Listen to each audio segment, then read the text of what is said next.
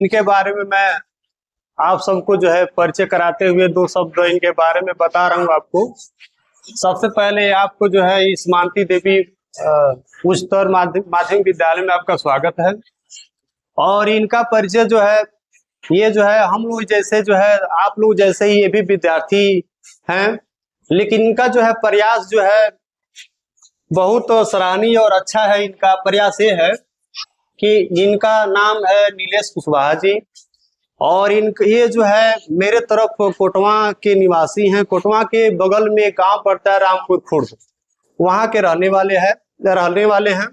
और बहुत खुशी की बात है कि ये मेरे तरफ के हैं, ये और खुशी की बात है।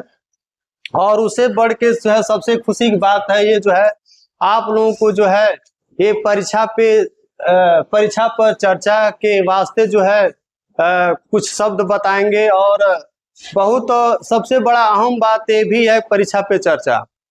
और कई लोग विद्यार्थी जो है परीक्षा जब आता है तो घबरा जाते हैं उस चीज से, तो ये जो है कुछ शब्द बताएंगे और आप लोग को जो है उत्साह, उस शब्दों के माध्यम से आप लोगों को उत्साह भरेंगे और आप लोग जो है उसको सीखने का प्रयास कीजिएगा।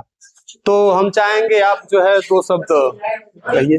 सबसे पहले आप सभी को प्यार भरा नमस्कार।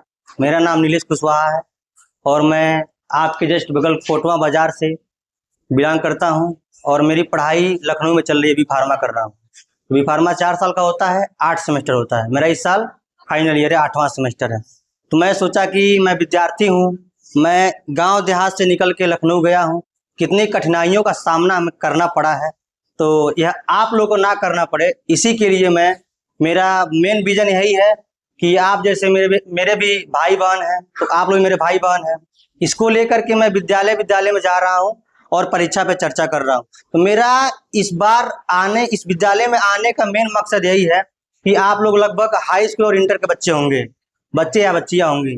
तो मैं 5 टॉपिक मेरा है, इसमें टॉपिक मेरा है परीक्षा की तैयारी की सही रणनीति क्या होनी चाहिए, और इसके बाद परीक्षा के दौरान समय प्रबंधन क्या होना चाहिए, मानसिक तनाव व डर से कैसे निपटें, इस बात को बताऊंगा मैं। और इसके बाद उत्तर लिखने की कला क्या होती है, कैसे लिखना है, इसको बताऊंगा। फिर उसके बाद परीक्षा के बाद का दृष्टिकोण है, इसको बताने का मैं प्रयास करूंगा। तो मैं सबसे पहला मेरा जो टॉपिक है परीक्षा की सही रणनीति क्या होनी चाहिए, इसमें आपका आता है कि टाइम टेबल सबसे बड़ा महत्वपूर्ण भूमिका निभाता है। जैसे मान लीजिए कोई भी हम काम करते हैं तो एक टाइम का मैनेजमेंट बहुत जरूरी होता है।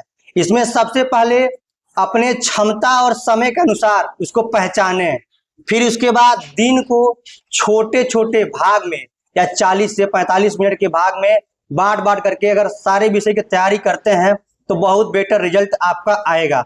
फिर इसके बाद उसमें 10 मिनट का ब्रेक देना चाहिए। अब ये नहीं है कि मैं बैठा पढ़ने के लिए, सुबह बैठा मैं शाम को ही उठूंगा, ऐसा नहीं करना चाहिए। आपको बीच बीच में 10 मिनट का ब्रेक दे करके पानी पी लेना चाहिए, टहल लेना चाहिए, फिर उसके बाद बैठ कर पढ़ना चाहिए। फिर इसी में क्या है, कठिन विषय जो आपका सबसे जो कहा जाए कठिन विषय होना चाहिए उसको सुबह रखें, और जो सबसे आसान विषय है उसको शाम को रखें, क्योंकि कठिन विषय सुबह में ज्यादा याद हो सकता है और जो आसान विषय होता है शाम को, जो लगभग गांव देहात में समय से खा करके लोग सो जाते हैं, उस समय आलस आती है, तो आसान विषय रहेगा, आप थोड़ा कम पढ़ेंगे तो आपको जल्दी से याद हो जाएगा। फिर उसके बाद नींद और भोजन जो है सबसे बड़ा टाइम टेबल मैनेजमेंट रखता है। अगर आपका सोने का समय आप निर्धारित कर लेते हैं कि हमको 10 बजे सोना है, तो उसी समय आपको नींद आएगा। अगर उससे पहले आप सो जाते हैं तो यह आपके टाइम टेबल में या फिट नहीं बैठेगा। फिर इसके बाद सिलेबस का सही विभाजन जो है, परीक्षा की तैयारी की सही रणनीति में सिलेबस का विभाजन होना चाहिए। यानी पाठ्यक्रम जो होता है, यहाँ पाठ्यक्रम बोला ही जाता होगा, पूरे सिलेबस को यूनिट या चैप्टर वाइज बांट लेना चाहिए। फिर उसके बाद हर विषय को स्ट्रांग और मीडियम और वीक की श्रेणी में रखें। जैसे मान लीजिए कौन आपका सबसे मजबूत है, कौन उससे कम है, कौन सबसे मजबूत है, उसको पहले रखिए। फिर उसके बाद साप्ताहिक टॉपिक्स पे एक बार आप रिवीजन करिए। फिर उसके बाद रिवीजन की तकनीक क्या होनी चाहिए, डेली रिवीजन प्रॉपर आप करते रहिए। उससे पहले सोने से पहले उसको एक बार दोहरा लीजिए। मान लीजिए आज मैंने एक टॉपिक को पढ़ा, तो उसको पहले आप एक बार उसको शाम को सोते समय उसको रिवीजन करके आप सोइए, जिससे कि आपको आगे की जो परीक्षा की रणनीति है सबसे बेटर जाएगा। फिर इसके बाद जो दूसरा है परीक्षा के दौरान समय प्रबंधन, ये सबसे बहुत महत्वपूर्ण बात है। इसमें प्रश्न पत्र पढ़ने का तरीका सबसे बेहतर होना चाहिए। आपको पहले आपका मिलता है पेपर, जो हाई स्कूल के दे चुके होंगे मतलब हाई स्कूल के जो दे चुके होंगे उनको 10 से 15 मिनट का समय मिलता है प्रश्न पत्र को प्रॉपर सही तरीके से पढ़ने के लिए। पहले उसको पूरे आसानी से सावधानी पूर्वक पेपर को पहले पढ़िए। फिर उसके बाद अब पहले इसमें आता है कि कौन से प्रश्न को पहले हल करना है, ये सबसे बड़ा महत्वपूर्ण टॉपिक है। पहला प्रश्न जो होता है जो सबसे आसान, जो आपको सबसे अच्छा ज्ञान उस पर आता हो, उसका उत्तर लिखने का आता हो, पहले आप उसको उठाइए। फिर उसके बाद बीच में जो उससे कमजोर आपका टॉपिक है उसको रखिए। सबसे लास्ट में जो आपको थोड़ा बहुत कम आता है उसको रखिए, जिससे कि आपका जो प्रश्न का संदेह बना रहेगा वो आपके मन से निकल जाएगा। अब समय बांटने की स्मार्ट ट्रिक क्या होनी चाहिए, इसके लिए कुल समय प्रश्नों के हिसाब से बांट लें। जैसे मान लीजिए अगर 10 क्वेश्चन है, हमको 3 घंटे का समय मिल रहा है, उसमें मान लीजिए आप लोग को एमसीक्यू क्वेश्चन आता होगा, बहुविकल्पी क्वेश्चन आता होगा, उसको कम समय दीजिए। फिर उसके बाद से अति लघु उत्तरीय क्वेश्चन आता है, फिर उसके बाद से दीर्घ उत्तरीय क्वेश्चन आता है। इसके हिसाब से आप समय का बंटवारा कर लीजिए। और इसके बाद आपका तीसरा टॉपिक है कि सबसे बड़ा है कि मानसिक तनाव और डर से कैसे निपटें। सबसे बड़ी बात है कि आज मेरा पेपर है, आप पहले ही मानसिक संतुलन अपना खो बैठेंगे तो पेपर में अपना पूरा अच्छा परफॉर्मेंस नहीं दे पाएंगे। इसके लिए सबसे पहले क्या है कि आपको अपने अंदर के डर को बहुत दूर उठा के फेंक देना है और अपने पूरे फिट होके जाना है कि मुझे पेपर में पूरा अपना बेटर 100% देना है। फिर इसके बाद आत्मविश्वास कैसे बढ़ाएं, इसी में आता है रोज खुद से कहें कि मैं कर सकता हूं या कर सकती हूं। अगर यह सोच लिए कि मैं कर नहीं सकता तो आप कर नहीं सकते, अगर आप मन में ठान लिए तो आप कर सकते हैं। तो इसके बाद सकारात्मक सोच और मोटिवेशन, सबसे बड़ी बात है कि आप जो पॉजिटिव सोच रखेंगे तो पॉजिटिव सोच आएगा, निगेटिव थॉट रखेंगे तो निगेटिव थॉट आएगा। इसके लिए आपको क्या करना है, नकारात्मक किस्म के जो लोग होते हैं सबसे पहले उन लोगों से बहुत दूरी बना लेना है।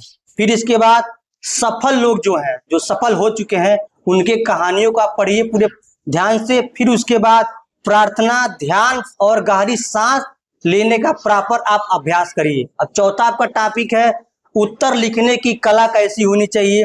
इसके लिए क्या होता है, भूमिका होता है, इंट्रो। जैसे मान लीजिए मैं आया, सर ने हमारे बारे में बताया कि फला व्यक्ति हैं, फला जगह से आए हैं, तो यह मेरा इंट्रो हो गया। इसके लिए 2-3 पंक्ति जो होती है उत्तर का आपका, उसको बहुत अच्छे तरीके से गहनता से उसको लिखिए।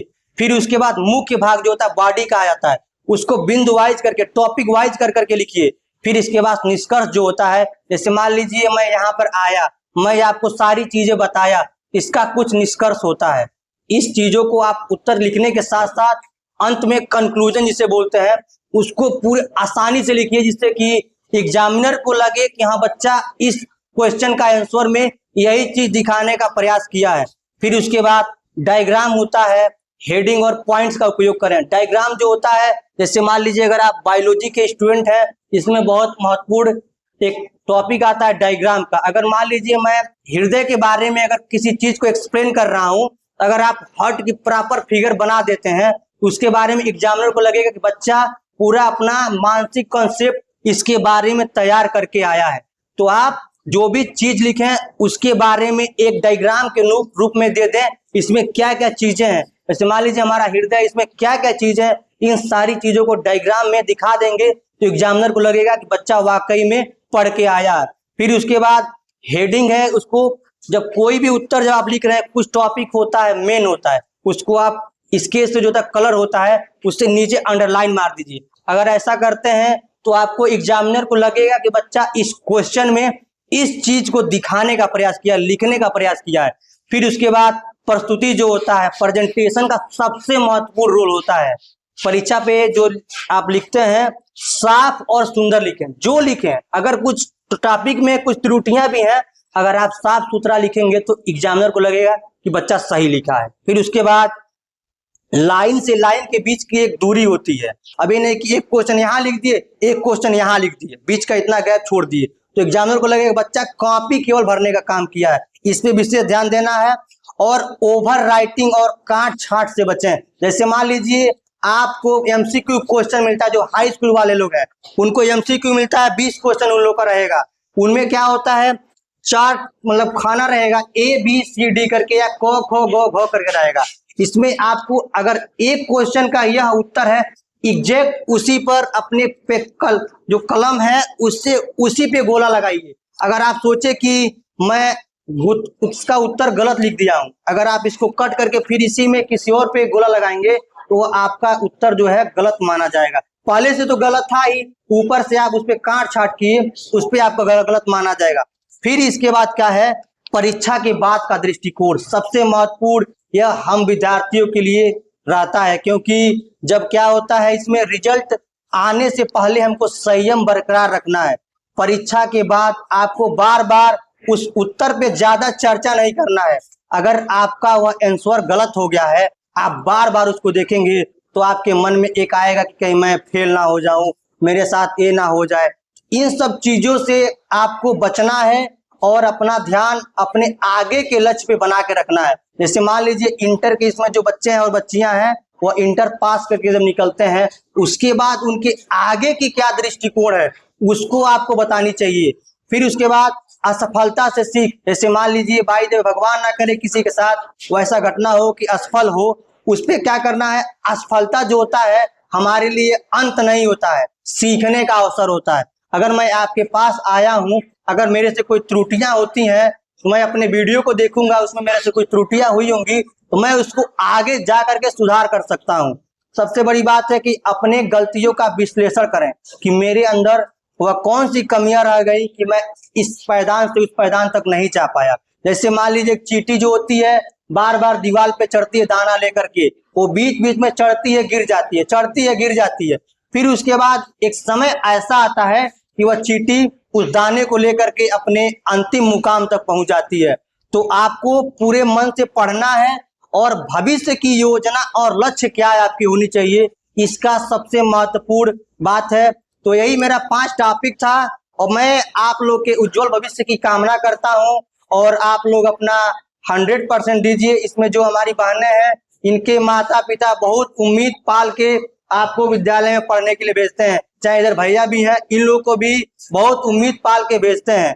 तो आप लोग, हम उम्मीद करते हैं कि अपने माता पिता के सपनों को साकार करने का काम करेंगे और एक उनको ऊंचाई देने का काम करेंगे, क्योंकि इसमें लगभग परिवार किसान परिवार से बिलोंग करता होगा। तो समझिए आपके पिताजी खेती किसानी करके आपको बेहतर से बेहतर शिक्षा देने का काम कर रहे हैं, तो कुछ सोच के ही दे रहे हैं। बाकी आपको कोई सवाल करना हो इन सारे टॉपिकों पे तो हमसे आप सवाल कर सकते हैं, पूछ सकते हैं। कोई भी, एनीबॉडी, कोई भी हो, चाहे इधर से बहने हो चाहे उधर से पीछे भैया हो, कोई भी हमसे सवाल कर सकते हैं।